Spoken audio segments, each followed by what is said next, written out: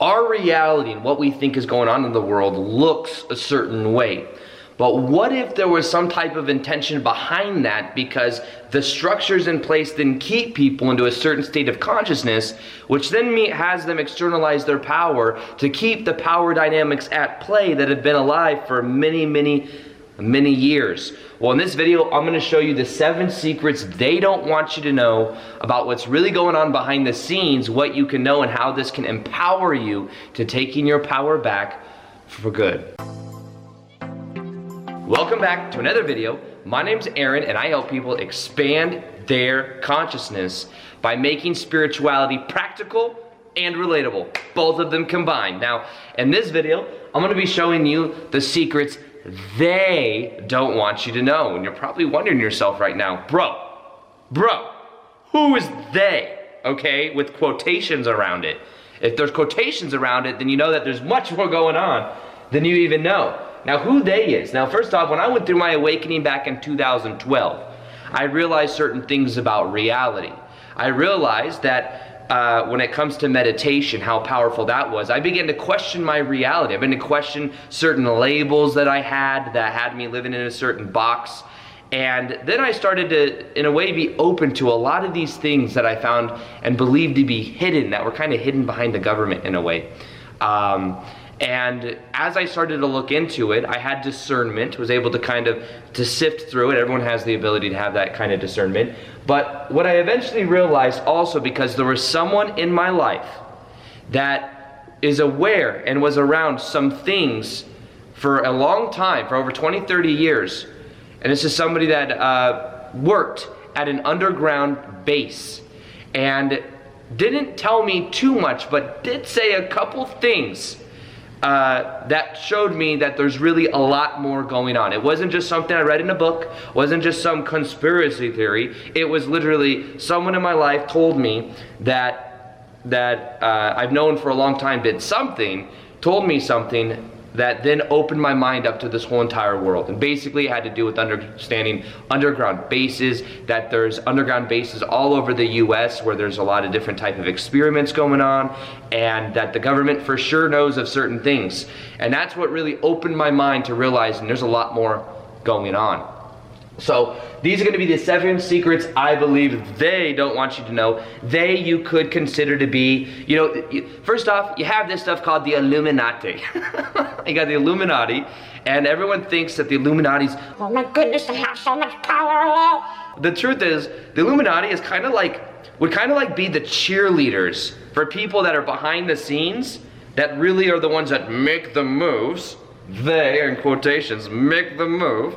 And these people are like cheerleaders, and like, hey, look at me. And they do all these cool signs and stuff like that, and people go, whoa, that's so cool. Once you get a certain amount of success, someone just shows up at your door and is like, yo, you want to be in our group fraternity thing? We do all these traditions and stuff, and then we do a whole bunch of dark stuff once you get deep into it. But the key to this is realizing they're kind of like the cheerleaders, okay? So maybe there's even deeper levels to this. But I believe that there are certain people that are kind of behind the scenes, kind of orchestrating certain things so that certain things happen. Because the thing is when people are in fear, they're much more easily able to be controlled. Okay, so this is a dynamic that I've realized, and if you look to the past, you'll kind of be able to see it in many ways. And that's why, you kind of look to the mainstream media and certain things, and you can completely see how ridiculous a lot of it is, especially once you know this. Okay, anyways, let's get into it. The first secret they don't want you to know is that there are underground bases all around the United States. And for more clarity on this, I've seen a show on Gaia that is called Cosmic Disclosure with Emery Smith, used to be that also of Corey Goode. And in it, they talk about underground bases that they went to. And there have been many other, what they call whistleblowers, that have been to these underground bases, and they say very, very similar things. If they were lying about it, then it's almost like they all got together and made up this whole thing together and had all these very specific details about it as well. But with or they're just like the J.K. Rowling of making stuff up, because it is super detailed, and you can just also feel that it's authentic. And hearing about it, it's like, wow, they've had technology beyond what we can imagine for a very long time. There's episodes with Emery Smith, who is this guy that was a kind of like a biologist. He was involved with doing the experiments underground or in these underground bases, and he had to do with kind of like helping to take apart and to understand the biology of different extraterrestrial races, which then implies number 2, ETs exist. Okay, this is something they also don't want you to know. But first off, the underground bases all around the United States, in many different parts of the world as well, not just the United States, but apparently maybe the Army is in a way protecting it, but it's not necessarily just the Army government doing this. There's private corporations that go in there that do these different type of experiments and stuff like that. And like I said, I know someone in my life that knows about this and that has been around it. So it's not just like I read it in a book. There's somebody that I know and trust that has told me this is something that does exist. Now, why would they not talk about a lot of the stuff happening in these underground bases? You even look to that one guy, Bill Lazar, Bob Lazar. Bob Lazar, that was on that of Joe Rogan. When Bob Lazar was on Joe Rogan, he said that he was involved in reverse engineering a type of extraterrestrial craft, and he was involved in reverse engineering it, and that craft had technology way beyond what we would ever have. Had like anti-gravity and things like that. That was on Joe Rogan. This stuff's coming into the awareness. Now, if you want to learn more about that, you can go to and check out Gaia. If you go to gaia.com/Aaron, Aaron, you will see my portal page there with all of my favorite shows and all that stuff. And I think you'll get 2 weeks for free. What a deal, right? You could just get it. You just get it and binge watch as much as you want, and then you got 2 weeks worth of Cosmic Disclosure. You pretty much binge watch the whole seasons. Then they took out the ones with Corey Good for some reason, but Emery Smith is there. So, anyways, that's Gaia, GAIA.com/Aaron, and I'll link it in the top of the description box below. That's the first thing I learned from watching that show, and from someone in my life that was able to confirm that. Secondly, ETs exist. Whoa, that's a big statement to make, Aaron. But once again, that person that I know told me that he also knows for sure that this is true, and that the government knows about it as well. And you could look to many different whistleblower sources that talk about this. Plus, you could also just go to Sedona once. You go to Sedona, you will stand outside, and you will just see these lights move in these weird distortions. It's not like, oh, that's a satellite, that's a satellite. No, satellites will move like this, right? These things are like, they just keep moving. And then there'll be like 6 of them, and they'll move in this cool stuff. Just being at Sedona for a week last week, almost every night I went out, I was able to see many of them. Not just, that's a satellite, that's a satellite. So, and it's not even just that, but in meditation and stuff like that, you know, think about how ignorant this is just in general. When it comes to ETs, it's like we've got the infinite universe that goes out in such vast differences our mind cannot even comprehend it. That's how vast infinity is, and yet there's this infinite universe, but nope, we are the one. We are the one planet in all of the universe. This is the way it works. This is how it is. We were created so many thousand years ago. Come on, bro. Like, just real, like, that's so improbable. It's so improbable. However, with this as well, why wouldn't they want us to know about underground bases? Well, you know, maybe I'll talk about this in a little bit. Maybe a lot of the taxpayer money goes towards making these elaborate, huge underground bases. Maybe not. Maybe if we knew ETs exist, maybe it would. Maybe then we would question our government more. Maybe if we realized that the government knew about ETs for a long time, not even the government, whatever, knew about it for a long time, maybe we'd be like, why didn't you tell us, bro? Maybe. Maybe a lot of these ETs as well are more benevolent than malevolent. Yes, of course in the universe there's a little bit of good, there's a little bit of bad. Maybe a lot of good, maybe a lot of bad. But I believe that most of the extraterrestrial beings that we would talk to that are of a higher level consciousness than us would be beings of love and light that understand that we're all connected. If you check out the books The Law of One, which I recommend a lot, it talks a lot about ETs. It talks a lot about how the government's known about it and how the government has many different types of crafts that they have found that have either wrecked and then they reverse engineered and whatnot. And there's just something more going on there. That's all I have to say about that. I mean, there's actually a lot more to say, and I've made a lot of videos on this, but I believe that, you know, I'm also a fan of Bashar. He says that the highest likelihood of disclosure, not even disclosure, of like contact, will be between 2025 to 2040. 2025 to 2040, there's a high degree of probability that things will open up between then to where then we have the potential to having some type of contact. And that contact, a lot would have to happen until then, to be honest. But that contact may have to also do with understanding that we are connected to everything else on the planet. And then we are also connected to many of these ET beings. Like, understand this as well, just from another logical point of view of understanding kind of spirituality. We're eternal spiritual beings having temporary human experiences. We have not only incarnated our energy on Earth, we've also most likely incarnated our energy into other reality systems, because that's how big our soul is. And because of that, we probably have connections in these different star systems, and maybe a lot of them are higher dimensional beings that understand we're all connected. So those would be the more benevolent beings. Now, the third one is that they don't want you to know that 6 major corporations own almost all the MSM. What does MSM stand for? It is a cool way of lingo for saying mainstream media.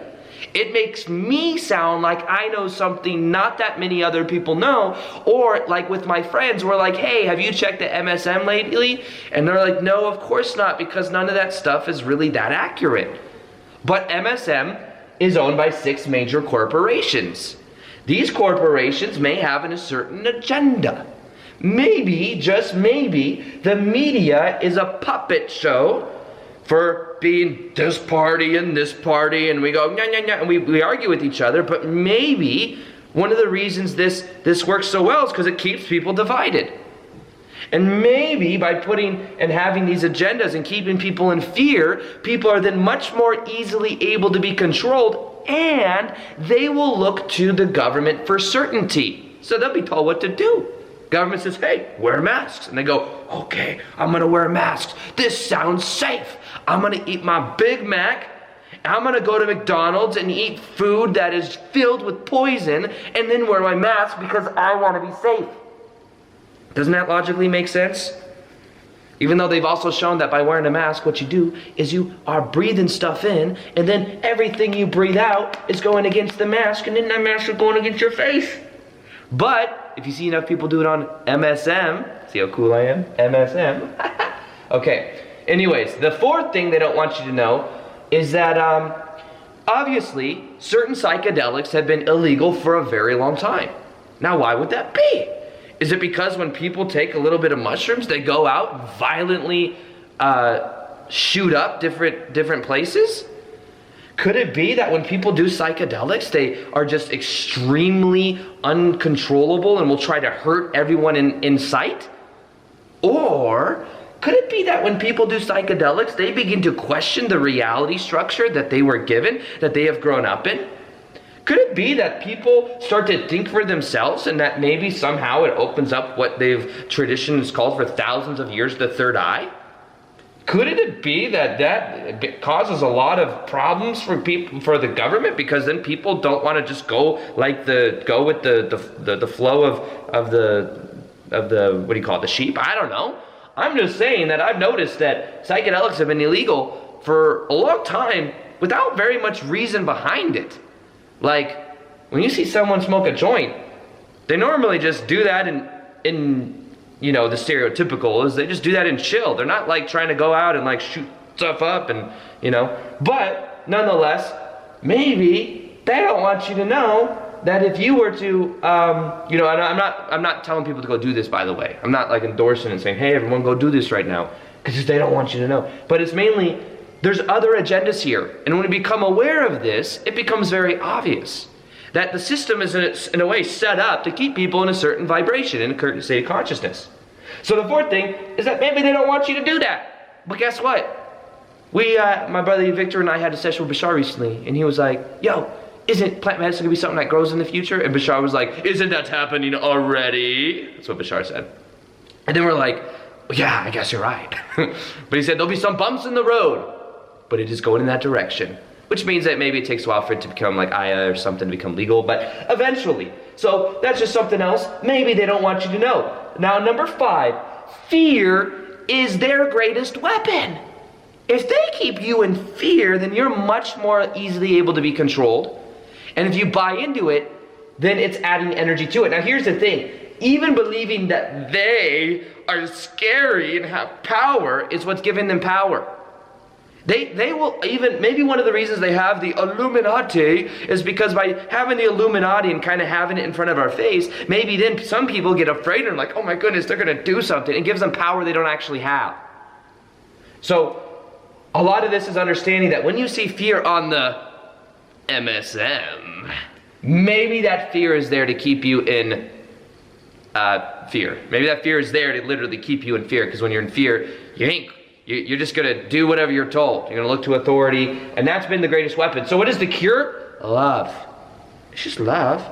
How do you love? How do you turn the fear into love? Realize that fear comes from a belief and comes from a focus. I don't watch the news.